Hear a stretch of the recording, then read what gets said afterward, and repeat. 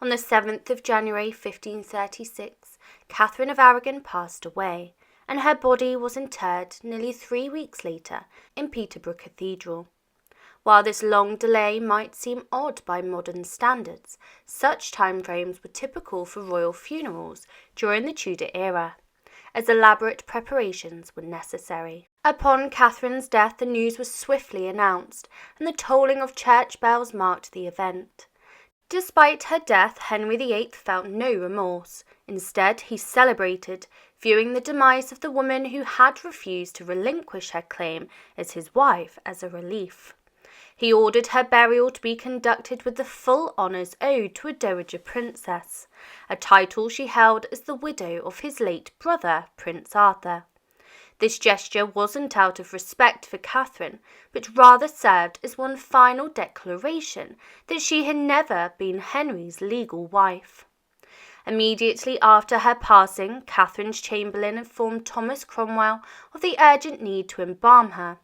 The chamberlain mentioned that the groom of the chandlery could handle the task, but a plumber was needed to quickly seal her in a coffin to prevent decay.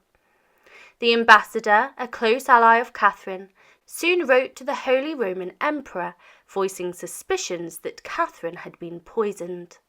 An inspection of Catherine's body was conducted just hours after her death, ordered by the king. Curiously, neither her confessor nor physician were able to attend the examination. Instead, the task was carried out by 2 untrained men. One of them reported to the Bishop of Llandaff that Catherine's organs appeared healthy, with the exception of her heart, which was described as black and deformed. Despite multiple washings, the heart remained discoloured and was later cut open, revealing the same blackness inside. The examiner also claimed to find a strange black mass adhered to the heart's interior. It was interpreted these findings were evidence of poison, though most modern historians suspect that Catherine may have suffered from cancer, which would explain the darkened heart. In an effort to preserve the body, Catherine's internal organs were removed, a common practice for royalty. These organs were sometimes buried separately from the body or even sent to different locations. Historical accounts of other royal figures, such as Mary I and Eleanor of Castile, describe similar practices. Afterward, Catherine's body was stuffed with herbs and wrapped in wax linen before being sealed in lead, creating a mummy-like appearance. Additional spices and perfumes were often placed inside the coffin to mask any odours and slow decomposition. Catherine's body could not be left unattended according to royal protocol, and when Jane Seymour died years later, her ladies-in-waiting kept vigil until the embalmers arrived, a solemn task that Catherine's daughter, Princess Mary, participated in. However, Mary had been denied the chance to do the same for her own mother. Catherine's final wishes were simple, requesting that her gowns be made into church vestments and the fur from them passed on to Mary. She expressed a desire to be buried in the chapel of the Observant Friars, but this was not possible. The Observant Friars had been disbanded by Henry, and Cromwell informed others that Catherine would instead be buried in Peterborough Abbey, a prestigious location.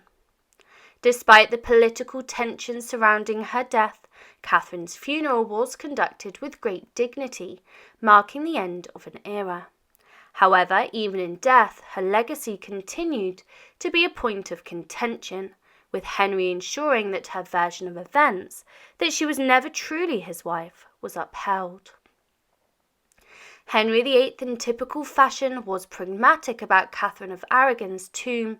He instructed that nothing beyond what was requisite and needful for a dowager princess should be done. As the widow of his late brother Arthur, Henry made sure her final rites reflected that status rather than acknowledging her as his wife. At his direction, it was even suggested in the funeral sermon that Catherine had confessed on her deathbed to never truly being Henry's wife. The French ambassador provided a vivid account of the wake held for Catherine.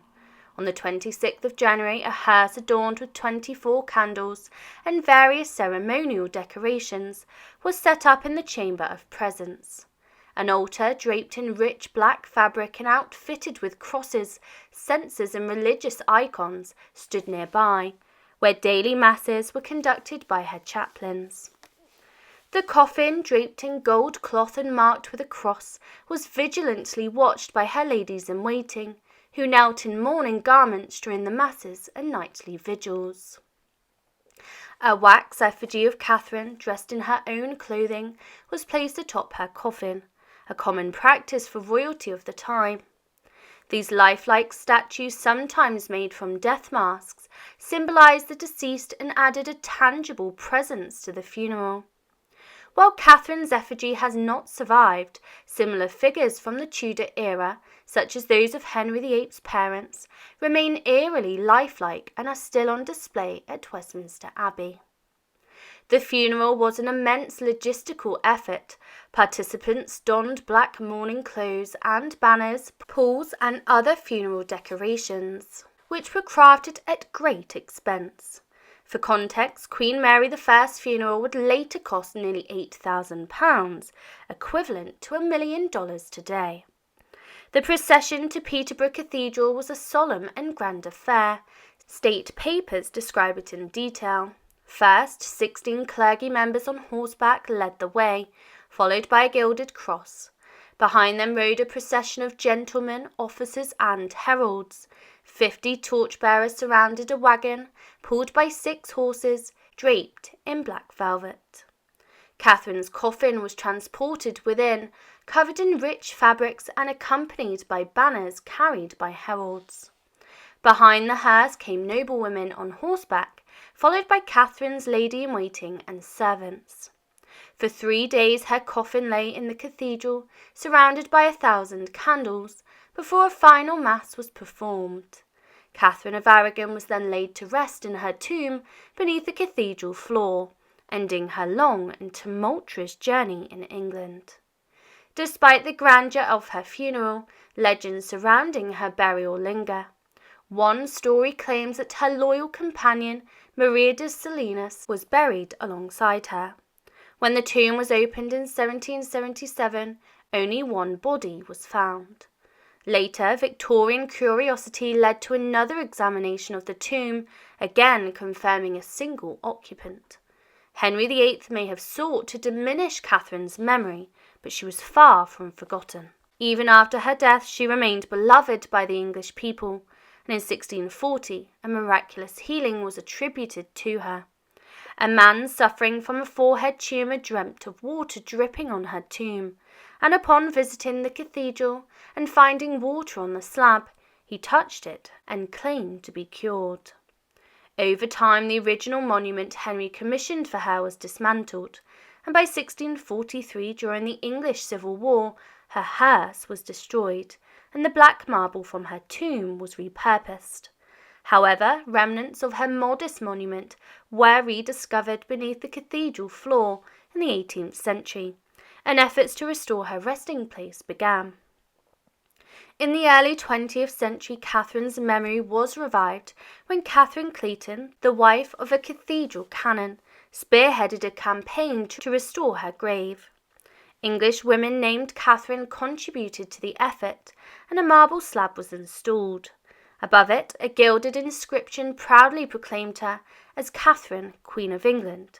Mary of Teck, wife of King George V, ordered the banners of England and Spain to be hung over her tomb, finally restoring Catherine's royal dignity after centuries of neglect. Today, Katharine of Aragon's legacy endures.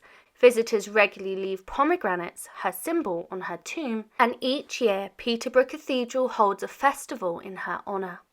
There is even a movement advocating for Catherine to be canonised as a saint in the Catholic Church, a testament to the lasting admiration for her courage, loyalty, and piety.